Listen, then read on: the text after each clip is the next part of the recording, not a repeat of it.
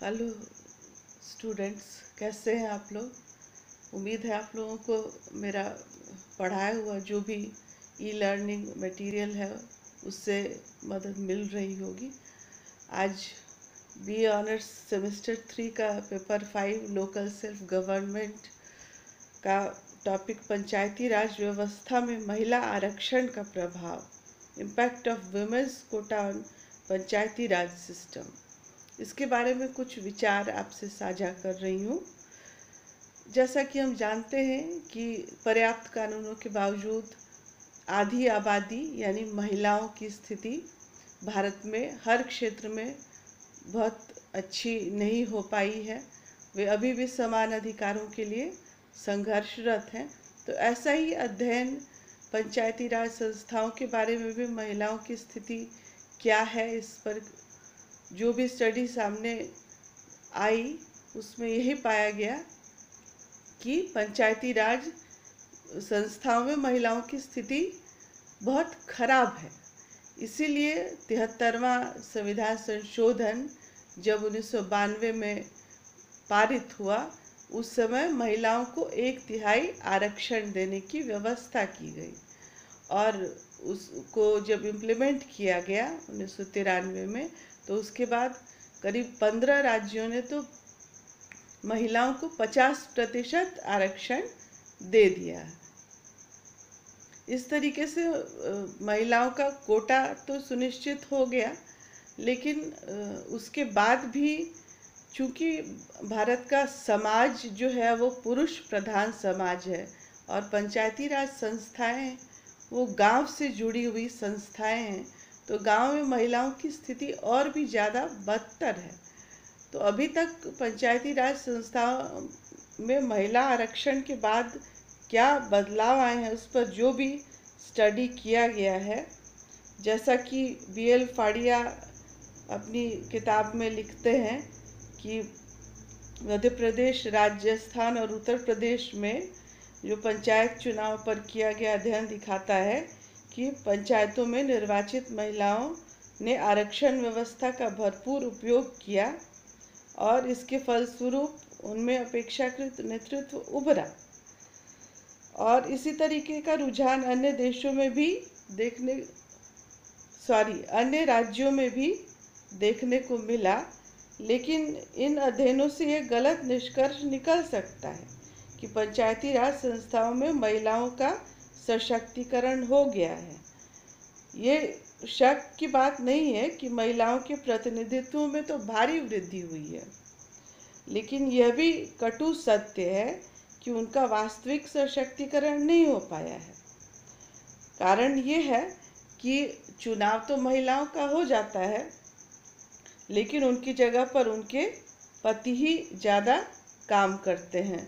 अब ग्रामीण क्षेत्रों में हावी पितृसत्तात्मक संस्कृति और सामाजिक ढांचा स्थानीय शासन में महिलाओं की भागीदारी में बहुत बाधक रहे हैं।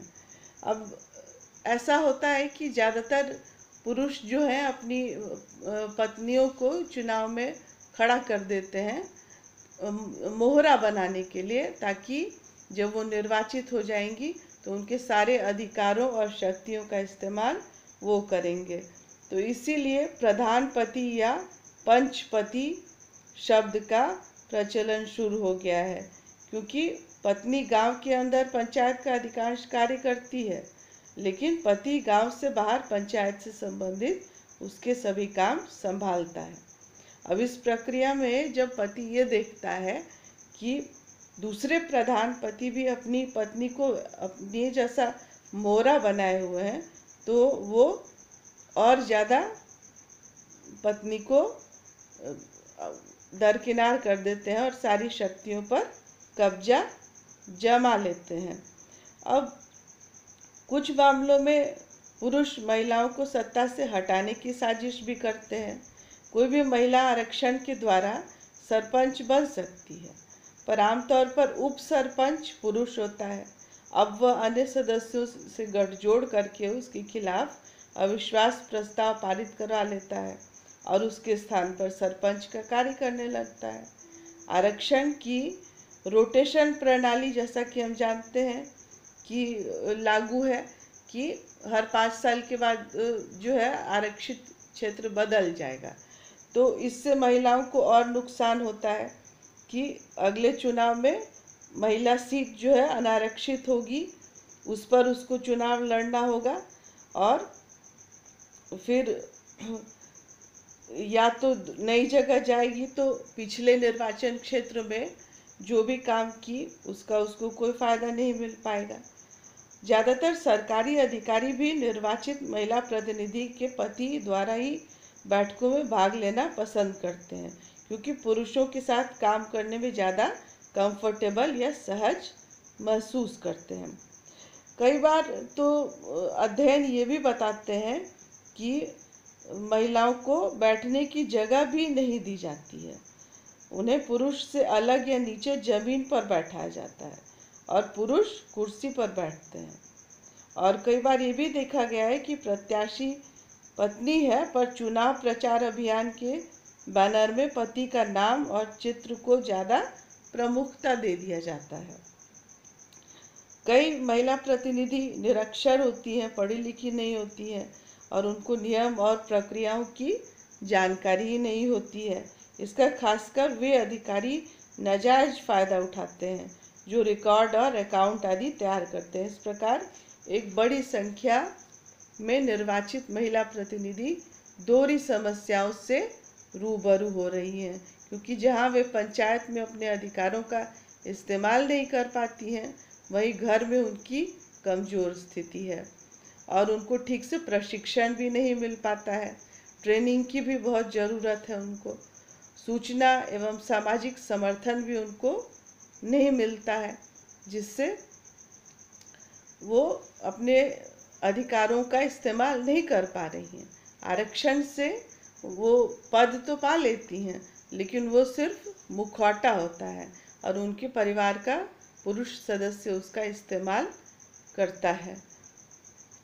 अब हम देखते हैं उनकी समस्याएं क्या क्या हैं कि आरक्षण से महिलाओं में वास्तविक नहीं बल्कि सिर्फ औपचारिक सशक्तिकरण हुआ है, नाम मात्र का। बैठकों में यानी मीटिंग्स में महिलाओं की भागीदारी भी संतोषजनक नहीं है। उन्हें अपने परिवार के सदस्यों से सहयोग तो मिलता है, लेकिन बजट और योजना तैयार करने में उनकी भूमिका वांछित सीमा तक तय नहीं है। ग्राम सभा में लाभार्थियों की पहचान में उनकी भूमिका, जो भी सर्वे किया गया है महिलाओं के आरक्षण का क्या नतीजा हुआ, उसमें उनकी भूमिका असंतोषजनक ही पाई गई है ये सब काम कर पाने में। फिर निर्वाचित महिला प्रतिनिधि की नीति निर्धारण में भागीदारी पंचायतों और परिवार दोनों में ही बिल्कुल महत्वहीन है, मतलब कोई ज़्यादा महत्व की नहीं है।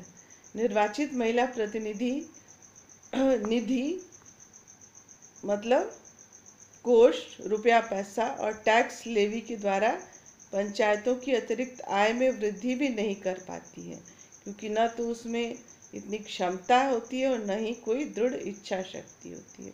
क्योंकि एक तो वो सामाजिक ढांचा ऐसा है कि ज़्यादा अपने पुरुष सदस्य जो भी होता है, पति या जो भी, उसके खिलाफ विद्रोह करके शक्ति हासिल करना नहीं चाहती है। पंचायती राज अधिनियम 1994 द्वारा उन्हें दिए गए अधिकारों के उपयोग में भी वे असहाय रहती हैं, क्योंकि निर्वाचित पुरुष प्रतिनिधियों और सरकारी अधिकारियों के बीच की मिली भगत के चलते ग्राम पंचायत का सरपंच, पंचायत समिति का अध्यक्ष और जिला परिषद का अध्यक्ष उन पर हावी रहता है। इसीलिए हमें देखते हैं कि महिलाएं आरक्षण के बावजूद अभी भी कमज़ोर स्थिति में ही हैं। महिलाओं की सशक्त भागीदारी अब कैसे हो, इसके लिए कुछ सुझाव हैं। पहला सुझाव ये है कि महिलाओं के प्रति पुरुष एवं स्वयं महिलाओं में भी अपनी धारणा में बदलाव लाना जरूरी है। महिलाओं का कार्य सिर्फ घर की देखभाल और अपने बच्चों की देखभाल करना ही नहीं है, बल्कि सामाजिक, आर्थिक, राजनीतिक क्षेत्र में पुरुष एवं महिला समान रूप से साझेदार होते हैं। ये बात महिला और पुरुष दोनों को ठीक से समझाई जानी चाहिए। इसके लिए शिक्षा होना बहुत ज़रूरी है। साक्षरता नहीं बल्कि शिक्षित किया जाना जरूरी है महिलाओं को। ग्रामीण क्षेत्र में जो प्रबुद्ध महिला है, निरक्षर महिला है, उनको शहर की पढ़ी लिखी महिलाओं के बीच ले जाकर संवाद करवाना चाहिए। बल्कि इससे ज़्यादा अच्छा होगा कि उनके लिए एक प्रॉपर ट्रेनिंग जो है उसकी व्यवस्था कर दी जानी चाहिए। उससे उनको बहुत सारी जानकारियाँ मिल जाएंगी। अब तीसरा सुझाव दिया जा सकता है कि पंचायत के सभी स्तरों पर हर काम में महिला की भागीदारी को मैंडेटरी यानी अनिवार्य कर दिया जाना चाहिए। इससे उनमें न सिर्फ आत्मविश्वास जागृत होगा बल्कि उनकी नेतृत्व क्षमता में भी निखार आएगा। कानून बना दिया जाना चाहिए कि पंचायत के सभी काम और क्रियाकलापों में महिलाओं की उपस्थिति का रजिस्टर हो और उसको बाकायदा उसकी जांच ऊपरी स्तर से की जाए। ग्राम पंचायत से लेकर जिला परिषद तक में महिलाओं की न्यूनतम उपस्थिति अनिवार्य की जानी चाहिए। महिलाओं को स्वयं संगठित होने के लिए प्रोत्साहित किया जाना चाहिए। जब महिला संगठन सामाजिक और राजनीतिक गतिविधियों में महिलाओं की भागीदारी को बढ़ावा देने में बहुत महत्वपूर्ण भूमिका अदा कर सकते हैं। जब महिलाएं संगठित हो जाएंगी तो फिर एक दूसरे को सूचना दे सकेंगी, एक दूसरे से अपनी समस्याओं की चर्चा कर सकेंगी और अगर अशिक्षित भी हैं तो एक दूसरे से जानकारी लेकर बहुत से काम अच्छे ढंग से कर पाएंगी। फिर अगला सुझाव ये है कि देश के विभिन्न क्षेत्रों में अनेक महिला सदस्यों ने पंचायती राज संस्थाओं में बहुत सक्रिय भूमिका निभाते हुए शिक्षा, स्वास्थ्य एवं विकास कार्यों को बहुत अच्छे से अंजाम दिया है। तो इस तरह के काम का जो है प्रचार प्रसार किया जाना चाहिए और सार्वजनिक रूप से सम्मानित किया जाना चाहिए। तभी अन्य महिलाओं को भी प्रेरणा मिलेगी और वो भी पंचायती राज संस्थाओं के काम को वास्तविक रूप में करना चाहेंगी। मीडिया भी ग्रामीण समाज को बदलने में बहुत प्रमुख भूमिका निभा सकता है। इसके द्वारा स्त्री पुरुष समानता और जो वहाँ पर जिस तरीके से पंचपति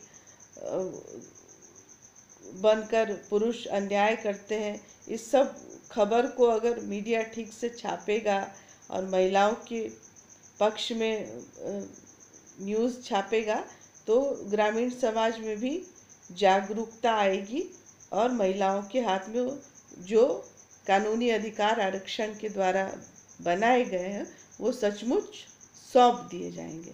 नहीं तो महिलाएं सिर्फ कठपुतली बनी रहेंगी और आरक्षण जो है वो सिर्फ नाम मात्र का और कागजी ही रह जाएगा। और इसके अलावा प्राइमरी, सेकेंडरी और हायर सेकेंडरी की स्तर पर छात्र छात्राओं में जेंडर संवेदनशीलता पैदा करने के लिए पाठ्यक्रम में संशोधित रूप से पाठ्यक्रम को लागू किया जाना चाहिए इस तरीके से कि जेंडर संवेदनशीलता मतलब कि स्त्री पुरुष समान है। ये बात अगर हम बचपन से ही सिखाएंगे, फिर सेकेंडरी स्तर पर सिखाएंगे और हायर सेकेंडरी मतलब इंटर लेवल पर भी सिखाएंगे तो इस लेवल तक आते आते तक बच्चे जो हैं, लड़के और लड़कियां दोनों, ये बात अगर समझ जाएं कि समाज में महिला और पुरुष दोनों की बराबर की भूमिका है और उनको जो भी अधिकार कानून देता है वो महिलाओं को सचमुच में सौंप देना चाहिए, ये उनका हक है, तो कोई भी उनका हक नहीं मारेगा, उनके प्रति संवेदनशील बनेगा और तभी समाज में जो बराबरी का सपना देखा जाता है, जिसके लिए कानून बनाए जाते हैं और उनको लागू करने के प्रयास किए जाते हैं, वो पूरी तरह से साकार तभी हो सकेगा जब समाज और पुरुषों की मानसिकता, इसके साथ साथ महिलाओं की जागृति की भावना आएगी। तो अभी आरक्षण देने के बाद भी अभी बदलाव के बहुत सारे काम किए जाने बाकी हैं। Thank you.